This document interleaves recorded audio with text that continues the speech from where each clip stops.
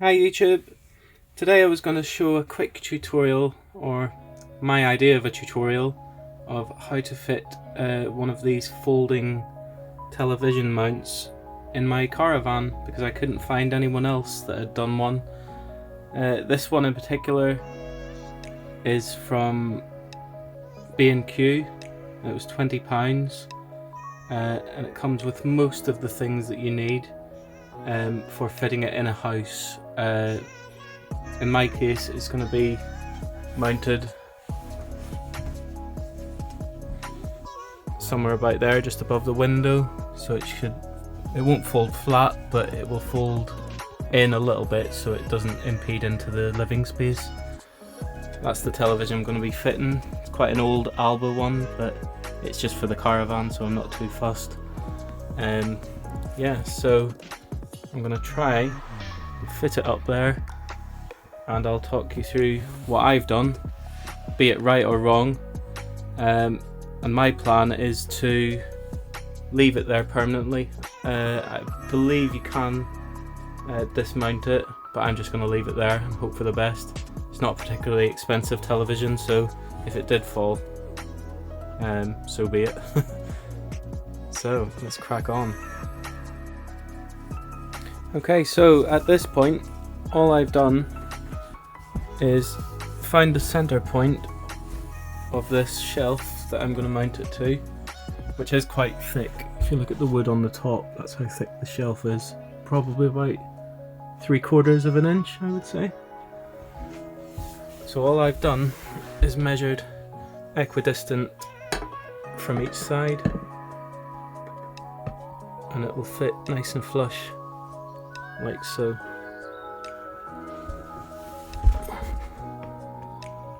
You can see. And luckily the bracket fits nice and smartly between the two laths that are there, or supporting structures. So the part that I said earlier that I mentioned doesn't come with the kit. I'm going to mount this using nuts and bolts. I think I'm going to use M6 hexi bolts with little nuts, and they'll fit flush, so I can still use the shelf. Not that we do use it, but so the rounded side of the bolt will be up on that side. The nut will be on this side, but you won't really see that because the TV will be in front, hiding it effectively. So that's the next part. Just wait for the bolts to arrive now.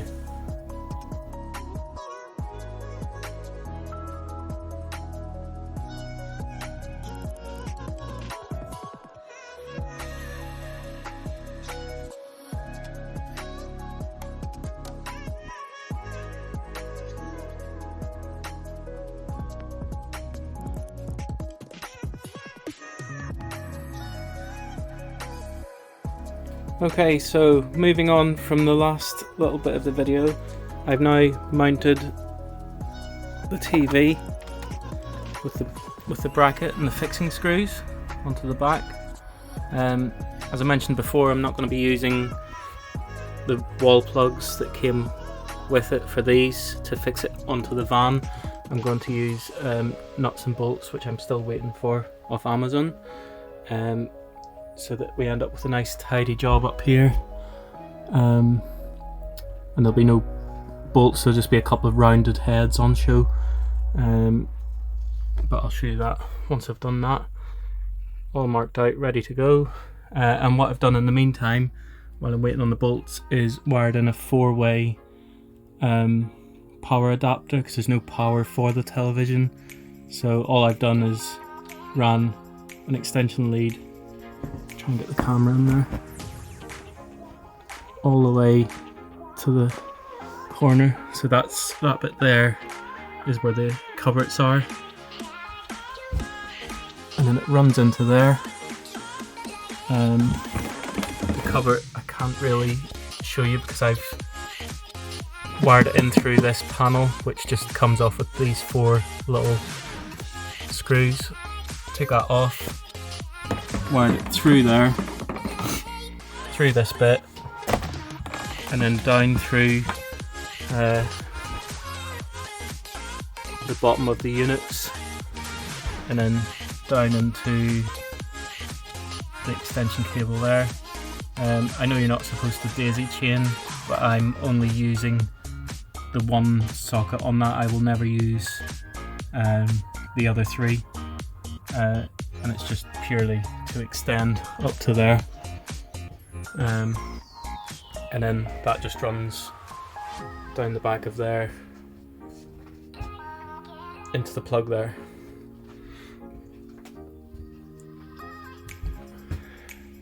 And then I'll do a similar thing with the television aerial.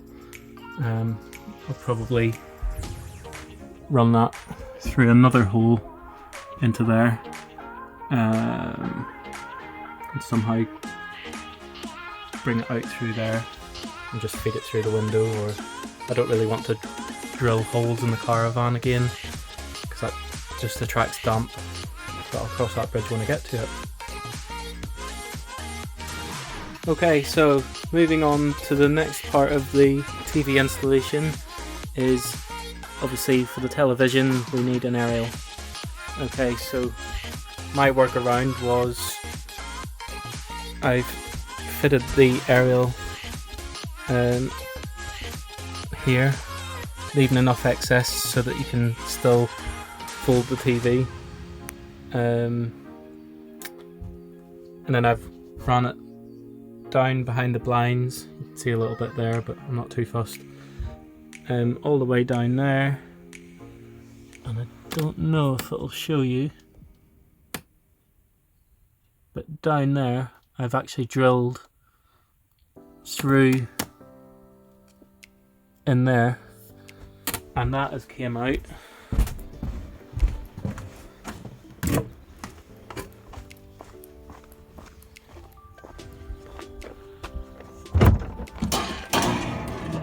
in this area here.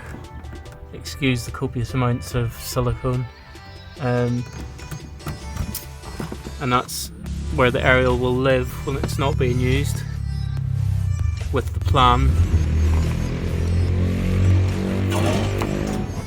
to somehow mount it in this area. Again, that's going to be another one that I cross when I get to it. I'll probably go with a similar mounting bracket to what it's currently using. This is no good at the moment because when you fit the awning, the aerial has nowhere to go. You have to fit it upside down to make it fit. So I might actually reuse those brackets if I can remove them, because they're only adhesive brackets. Hopefully I'll be able to remove that with some WD-40 or something like that to melt the glue a little bit. Yeah, so that's the aerial install. Whether it's right or wrong, hopefully it works. And I'll try that, see how that goes.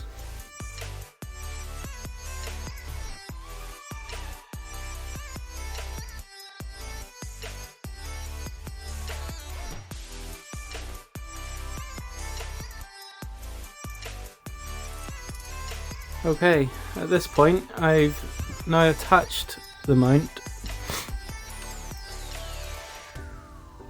using the little nuts and bolts that I mentioned before. So that fits quite nice and flush. I've attached the aerial. The next problem that I'm going to have is getting this HDMI and power source to the television.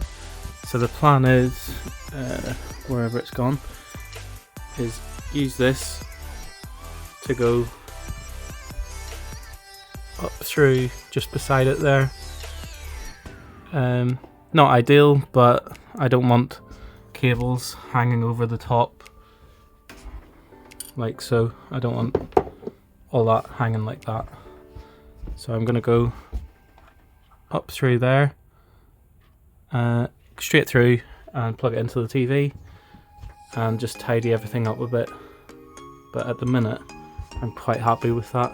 So that's it in its folded away position. I know it's still obviously in sight, but it's out of the way and you don't bang your head on it.